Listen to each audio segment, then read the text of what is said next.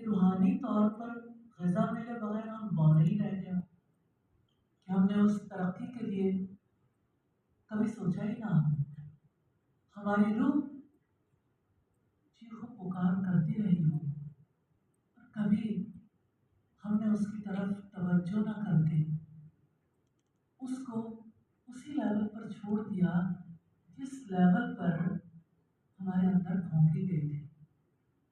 اب اپنے آپ کو خود امیجن کر کے دیکھیے، لاسٹ ٹائم کب آپ نے اپنی روحانی غذا کے لیے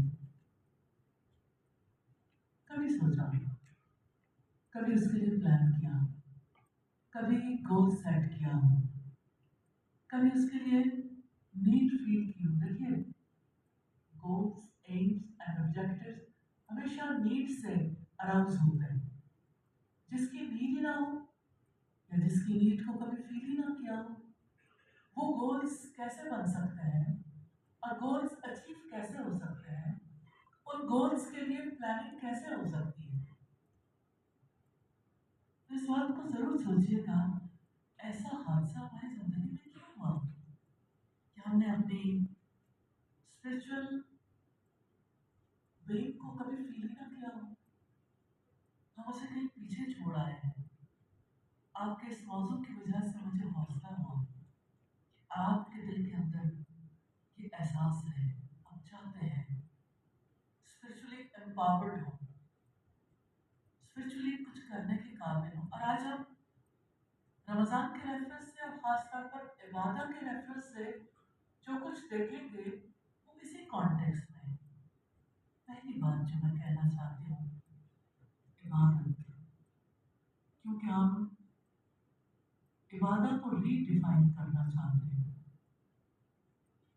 عبادت تو نہیں بدلے گی، بدلیں گے تو ہم، تبدیل تو ہم نے ہونا ہے، کیونکہ عبادت کا جو کانسیپٹ اللہ سبحانہ تعالیٰ نے دے دیا وہ بدل نہیں سکتا۔ لن تجد له لسنته تبدیلا، اللہ کی سنت، اللہ کا طریقہ تو کبھی بدلنے والا ہے، اللہ کی باتیں تو کبھی بدلنے والی ہیں۔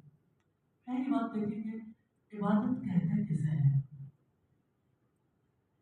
عبادت ہر وہ عمل ہے جو ہم اللہ سبحانہ تعالیٰ کی خوشنودی کے لیے زبان سے کہیں، دل میں رکھیں، اپنے اعضاء سے انجام دیں، جیسے اللہ تعالیٰ نے حکم دیا، جیسے اللہ کے رسول نے ہمیں کر کے دکھایا۔ اور بہت پیاری بات سورہ زاریات میں رب العزت نے ارشاد فرمائی، وَمَا خَلَقْتُ الْجِنَّ وَالْإِنسَ إِلَّا لِيَعْبُدُونِ، میں نے جنوں اور انسانوں کو اپنی عبادت کے بعد سوا کسی اور مقصد کے لیے پیدا نہیں کیا۔ شیخ صالح ابن عثیمین عقیدہ واسطیہ کی شرح کے مقدمے میں لکھتے ہیں، ہم سب اللہ تعالیٰ کے لیے پیدا کیے گئے، ہماری زندگی کا مقصد عبادت ہے، تاکہ ہمارے دل محبت اور تعظیم سے اللہ تعالیٰ سے جڑ جائے۔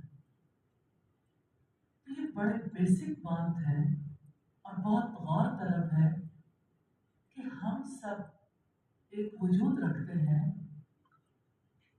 لیکن اس وجود کا مقصد اللہ سبحانہ تعالیٰ نے متعین کر کے بھیجا ہے۔